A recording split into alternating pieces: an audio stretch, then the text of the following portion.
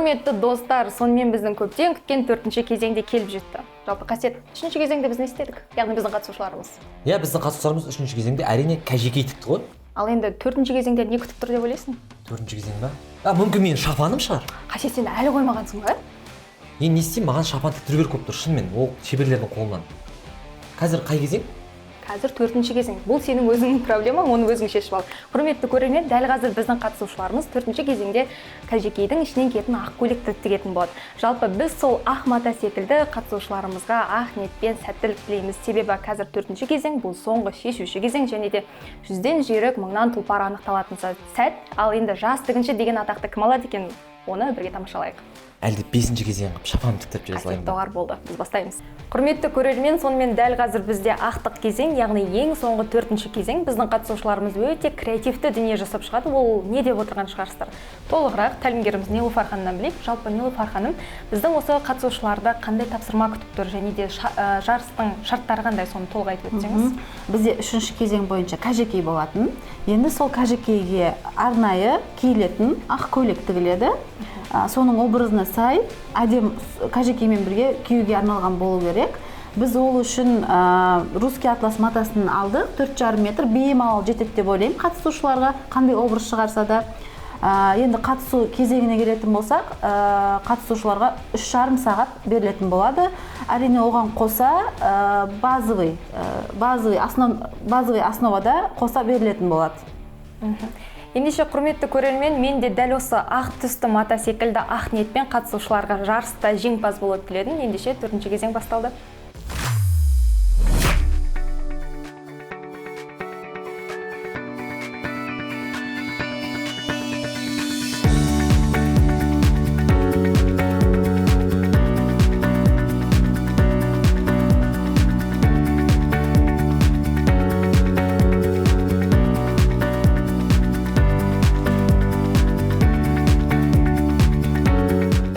Достар, біз қазір 4-ші кезеңнің басталғанын хабарлаймыз, және де көріп тұрғандарыңыздай біздің барлық қатысушылар процесте. Енді біз кедергі келтірмей барынша олардың ішкі әсерлерін және де жұмыс барысында кездесетін бір қиындықтар болса, өз ойлары болса, соны білуіміз керек. Ендеше дәл қазір біз Севараның қасынан келіп қалдық. Жалпы Севара, сізге сұрағымыз бар. Бұл матаның аты қалай аталады? Матаның аты русский сатин. Жұмсақ екен, өте көрініп тұр. Тігу барысында қиындықтар болмайды ма? Кішкене жылжып кетуі мүмкін. Жалпы 4-ші кезең қиын емес пе өзіңізге тапсырма? Онша қиын емес деп ойлаймын. Жалпы қандай тәжірибе алам деп ойлайсыз? Бұрында бұндай көйлектер тігіп едіңіз? Негізі көйлектер тіккен, бірақ именно осы матадан тікпегенмін. Жаңа өзгерістер, жаңа тәжірибе болады деп ойлаймын. Алдыңғы кезеңдердегідей бір дүниеңізге мағына қосалым деп ойлайсыз ба бұл кезеңде де? Иә, әрине. Мысалы, мәселен? Мысалға процесстес бе әлі? Онда алдағы уақытта көре жатармыз, жақсы. Және де біздің тәлімгеріміз негізі сізді өте мақтап жатыр, тігін жағынан өте жақсы екен деп. Бұл кезеңде сіз қандай тігін түрін қолданасыз? Тігісті деген. Қандай тігіс? Кәдімгі скрытый шовтарды, французский шовтарды қолданамын деп ойлаймын. Алдыңғы кезеңдегі камзолыңызға бұл көйлек сәйкес келеді деп ойлайсыз ба, егер де қазір тігетін болсаңыз? Иә, әрине. Уақыт жеткілікті ме? Жеткілікті. Ендеше біз сіздің уақытыңызды алмайық, сізге сәт.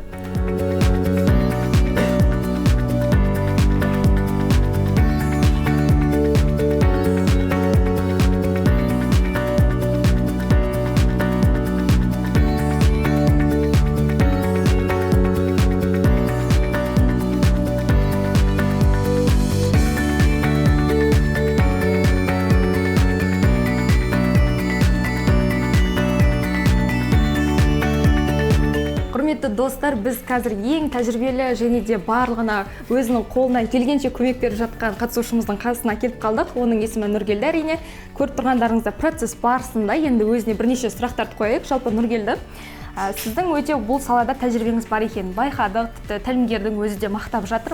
Бұл кезеңде сіз қиналам деп ойламайсыз ба? Жалпы тапсырма қиын емес пе? Қатты қиын емес, оңай болып тұр. Жақсы қобалжымаңыз.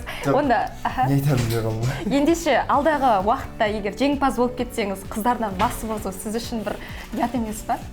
Білмеймін, өте Өйткені білесіз, Қазақстанда бізде ер дизайнерлер аз да. сол себепті осы сұрақты қойып тұрмын. Қалай екен, қыздармен жарысқан қандай екен жалпы? Жалпы негізі бұл қалыпты жағдай деп ойлаймын, өйткені мен бірінші рет қатысып тұрған жоқпын, басқа да конкурстарға барғанмын, бірақ ол жақта да немесе бір немесе екіде балдар болатын үлкен қалаларда.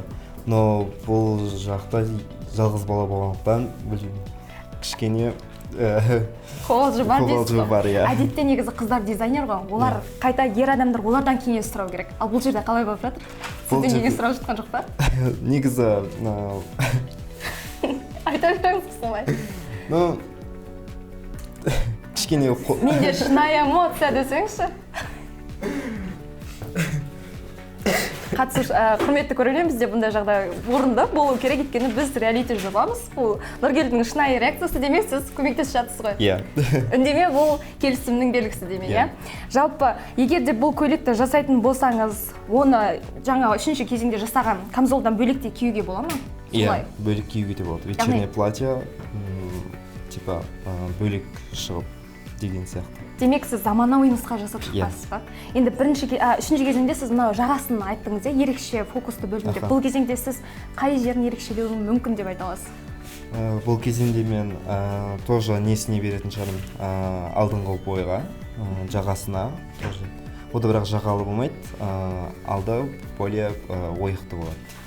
Ендеше өте әдемі дүние жасайды деп сенеміз. Іске сәт, сіздің уақытыңызды алмайық.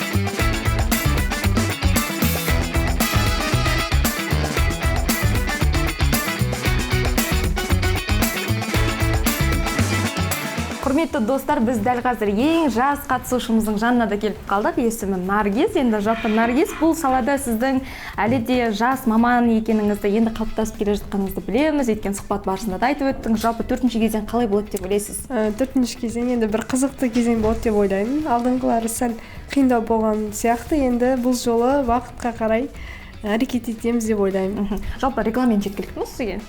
Иә, жеткілікті.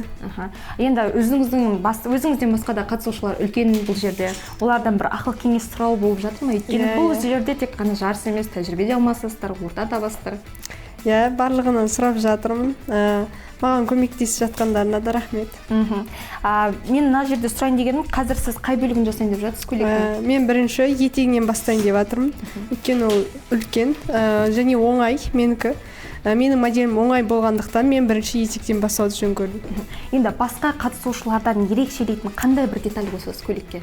Мен жеңді фонарик үлкен етіп көрсететіндей, солай көзге тез түсетіндей етіп істегім келіп тұр. Мәселен, егер де бұл көйлекті күнделікті өмірде киюге болатын болса, оған қандай бір өзгеріс енгізетін едіңіз? Әлде сондай бір үлгіде жасайсыз ба дәл қазір? Сондай үлгіде, бірақ күнделікті болғандықтан сәл етегін қысқалау етіп жасайтын едім десем де болады. Сіздің алдыңғы 3-ші кезеңде жасаған неңіз бар ғой, камзолыңыз? Соған келеді ғой, бұл? Иә, соған арнап тігіп жатырмын. Матаны көрдім, өте тайғақ мата екен. Жалпы ыңғайлы ма сізге жұмыс жасау? Негізі бұндай матамен мен жұмыс істеп көрген емеспін, сондықтан қазір барынша техникалық тәсілдермен, булавкамен деген сияқты жұмыс жасауға әрекет етемін. Ал бұрындары көйлек тіккен дедіңіз. Өйткені сізді мен естуім бойынша негізі тігінмен жақсы айналысатын қыз деп айтты. Иә, негізінде көйлектерді тіккенмін. Сізге сәттілік тілейміз, десе де алдағы уақытта жаңағыдай кіл мықтыдан кім мықтыны анықтау керек. Берілмеңіз, мықты болыңыз, сіз жассыз, жалындап тұру керек. Сендеше іске сәт. Рахмет.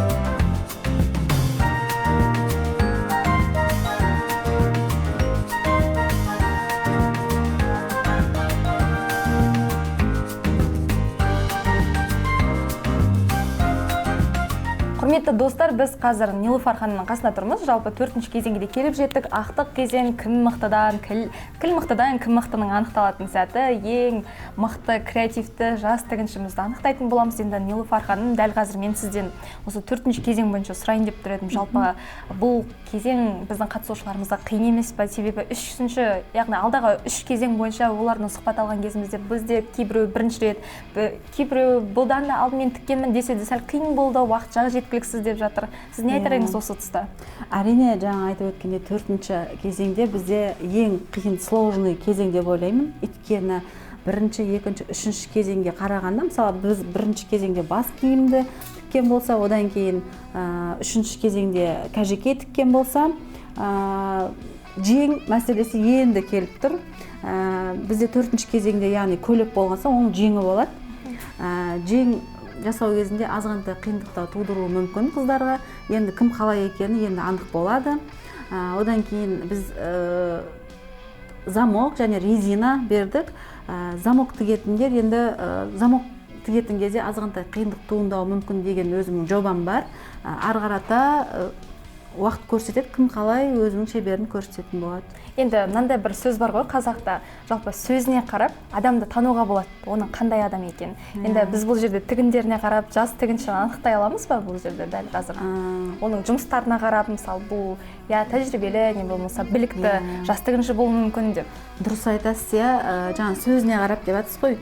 Негізі сөзіне қарап біле алмауыңыз мүмкін оның қандай адам екенін. Өйткені біз іріктеу кезеңінде мысалға барлығы айта береді, мен де тіге аламын, тігіп көргенмін деп. Бірақ іс жүзінде келгенде әрқайсы тігіншінің қалай тігіп жатқанын уже міне бүгін 2-ші күн біз кім қалай екенін уже анықталып жатыр. Кімнің қалай тігіп жатыр, кім қалай пішеді деген сияқты. Әрине 2 күннің ішінде толық қатысушылар үйреніп шықтым деп айтуыма болады. Кім қай жерінде мықты, қай жерінде осал екені өздерін қатысушыларымыз мәлім болуда. Нилуфар ханым, мынандай бір сұрақ болып тұр. Жалпы жарыс болғаннан кейін ол жерде білетін адам да болады, білмейтін адам да болады, енді үйреніп жатқан тіпті білікті маман да болуы мүмкін арасында. Жалпы осы тапсырмалар берілген кезде мен мына жерін білмеймін, не болмаса бір қателіктер жіберіп жатқан қатысушыларымыз бар ма? Енді атын атамай қойыңыз, бірақ ескертіп. Әрине болып жатыр. Өйткені қанша дегенмен бұлар 15 жастан 25 жасқа дейін дедік қой.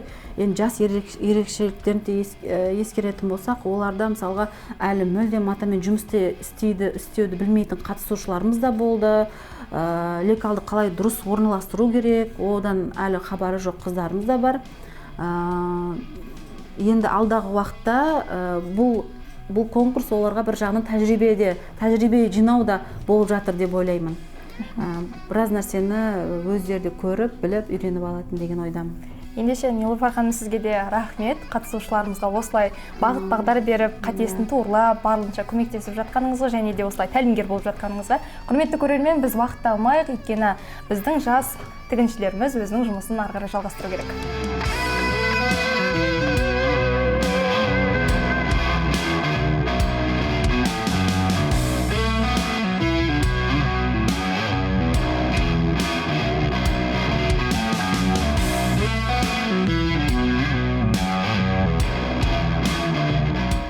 Мен осы киімге көп мән берген, көйлектің мән берген себебім, ол жағасына мән бердім, мойын ойынысына. Өйткені менде камзолымда стойка воротник болғандықтан, жағасын үш-бұрыш қылып ашқым келді. Басқа қатысушылардан бұл көйлектің артықшылығы тек рукавасында, яғни қолында фонарик деген рукава түрімен тігілді. Басқа қатысушылардан ерекшелігі менде фасонда, моделированиясында болды. Және ұзындығы барлығы түстері барлығынікі бірдей болды. Көбінесе сол бір фасонда тіктік барлығымыз. Артықшылығын байқамадым негізі. Барлығымызға бірдей ұқсат негізі. Түсі болғаннан кейін ба деп ойлаймын.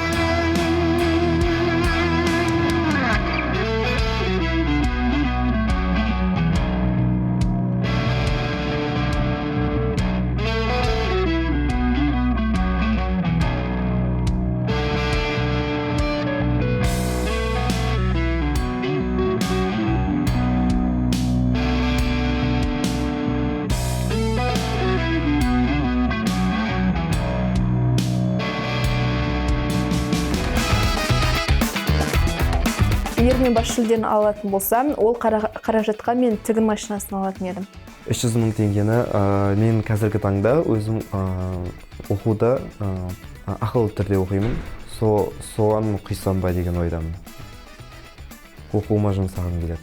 И оның үстіне осы жылы мен дипломник болған соң, өйткені маған көптеген қаражаттар керек, маған жаңа топтама шығару керек, сол себепті соған құртамын деп ойым бар. Егер осы сайыстан ұтып жатсам, оны өзімнің оқуыма жұмсаймын деп ойлаймын. Жаңа машиналар алып, жаңа материалдар алып деймін. Жеңімпаз болатын болсам, ақшаны өзіме тігетін машина алар едім. Құрметті көрермен, сонымен көптен күткен тігінші бағыты бойынша жарысымыз өз мәресіне жетті. Өздеріңіз білетіндей жарыс 4 бағыттан тұрды. 4 кезең бойынша біздің қатысушыларымыз бақ сынасты. Десе де біздің жарыстың басында 5 қатысушы болған, бірақ бір қатысушымыз денсаулығына байланысты екінші кезеңнен бастап шектетілген болатын. Ал енді біз дәл қазір 4 кезең бойынша өзінің әділ бағасын беретін әділ ғазалқалармен таныс болайық. Түркістан облысы іскер әйелдер қауымдастығының төрайымы, Қуаныш сауда орталығының басшысы, Түркістан облысы мәслихатының депутаты Намазбаева Инара Әбдіғаппарқызы. Екінші әділғазымыз Түркістан көпсалалы қолөнер колледжінің арнайы пәндер оқытушысы Стамкулова Әлия Темірбековна. Және де үшінші әділғазымыз Нилуфар академиясының негізін қалаушы, дизайнер және тігінші бағыты бойынша тәлімгеріміз Ергешева Нилуфар Әшімқызы. Құрметті көрермен, біз ендеше кезекті әділ алқаларына берейік.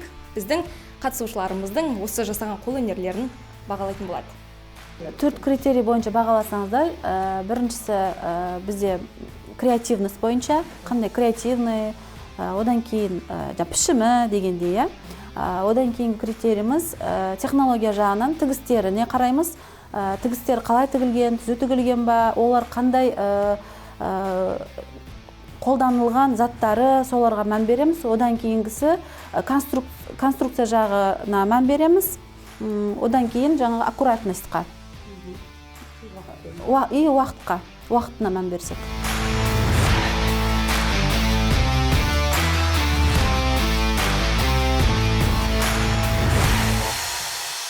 Мені технолог әрі конструктор ретінде айтарым. Мына жерде бірінші номерлі қатысушымыз. Осының жұмысы конструкциясы жағынан өте сапалы орындалған, және бұның тігу технологиясы өте керемет және таза орындалған.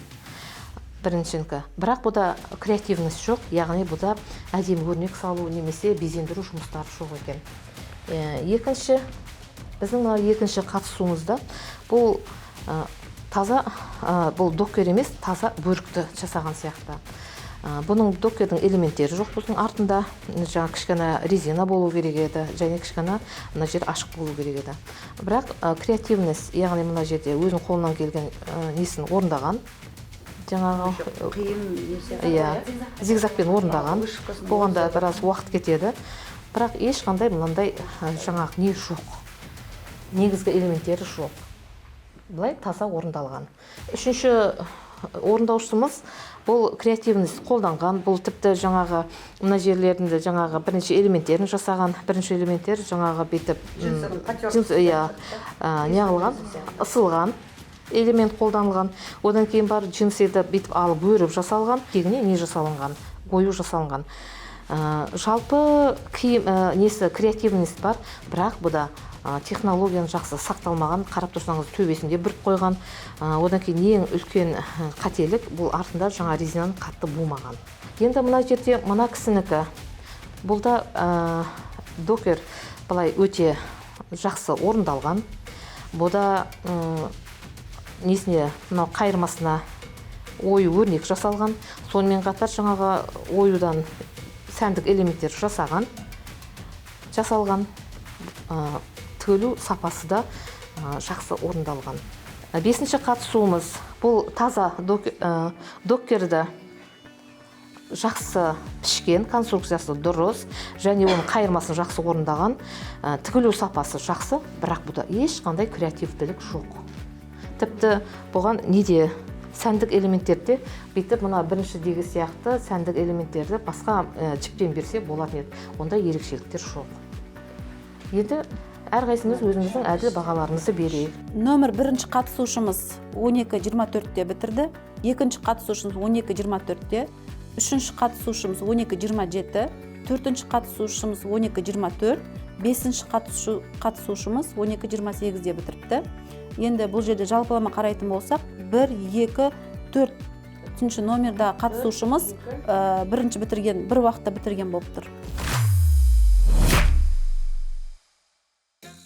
Екінші турға келетін болсақ, біз дәл сол бас киімнің материалымен парасын, яғни комплект жасауымыз керек еді.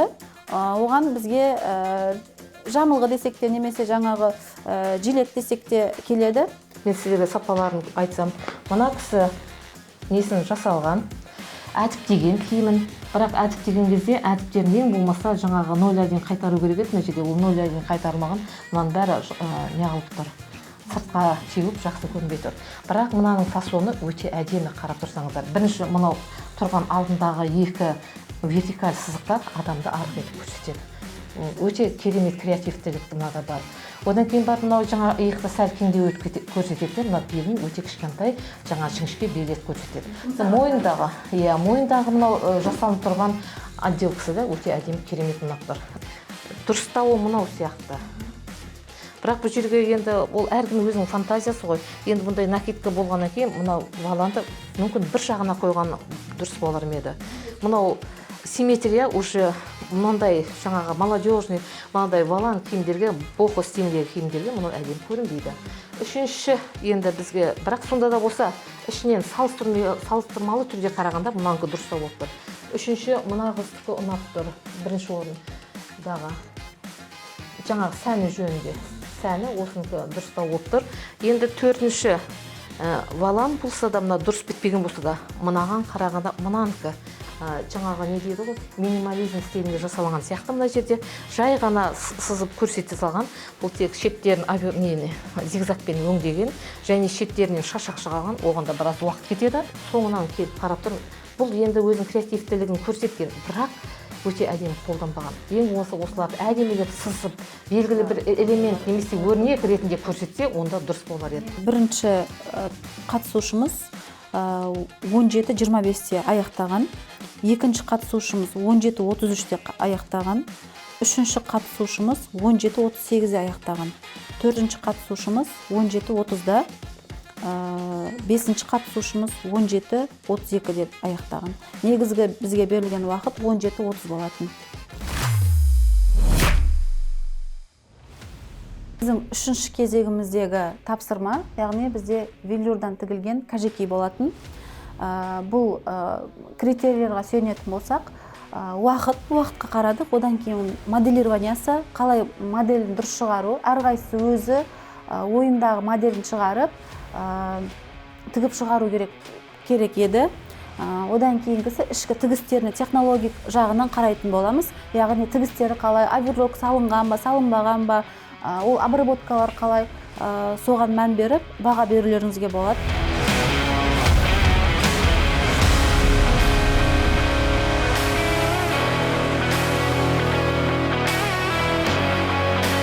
Бізде үшінші кезеңде ровно бірде біту керек еді. Көп қатысушыларымызға тағы да уақыт қосып бердік. Өйткені велюр матасы сәл қиындық тудырғандығы үшін оларға жарты сағат тағы да уақыт бердік. Бірінші қатысушымыз 13:44-те бітті, екінші қатысушымыз 13:45-те бітті, үшінші қатысушымыз 13:45-те бітті, төртінші қатысушымыз 13:25-те бітті. Төртінші нөмірлі қатысушымыз ең бірінші бітті.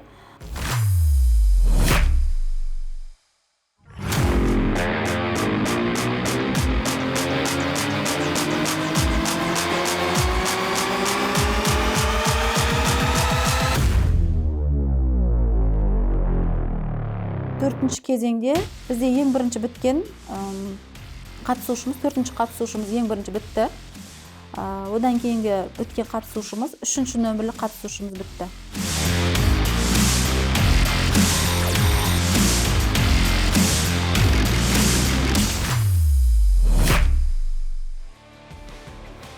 Бірінші қатысушымыз Наргиза 92 балл, екінші қатысушымыз Севара 88 балл, үшінші қатысушымыз Назым 82 балл, төртінші қатысушымыз 117 балл, бесінші қатысушымыз Айожан 35 балл. Ең көп балл жинаған 4-ші нөмірлі Нұргелді мырза бізде ең көп балл жинап тұр.